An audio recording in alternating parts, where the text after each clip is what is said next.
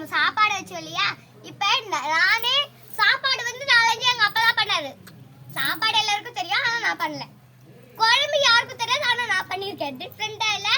குழம்பு ஆக்சுவலி நான் தான் பண்ணா. எங்க அம்மா இந்த போய் அம்மா முருங்கைக்கார அம்மா போட்டு வச்சுட்டாங்க. அம்மாவும் இன்னைக்கு கார குழம்பு தான் பண்ண போறாங்க. சரி, நானும் அதுக்காக கார குழம்பு பண்ணியிருக்கேன். சரி, கார குழம்புல உப்பு போட வாட்டி நாங்க சமைக்க சொல்ல எப்பயும் நினைச்சா அப்ப வீடியோல எடுத்தாங்க, எதுவும் எடுக்கல. சமைக்க சொல்ல எங்க அப்பா பண்ணாரு.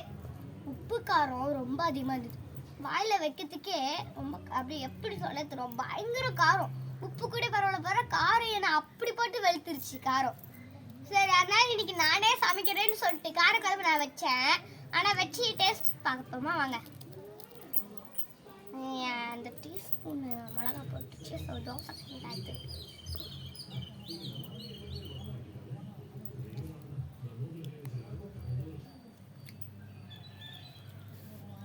சூப்பரா இருக்கு. சீரியஸா गाइस, ரொம்ப சூப்பரா இருக்கு. இது எப்படி செய்யறதுன்னு நான் உங்ககிட்ட சொல்றேன். நீங்களும் சொப்பு போல வீட்டுல செஞ்சு பாத்தீங்கன்னா என் டேஸ்ட் உங்களுக்கு அப்படியே வரும். சீரியஸா நான் தான் செஞ்சது. நம்பலனா கூட பரவாயில்ல, நான் தான் செஞ்சது.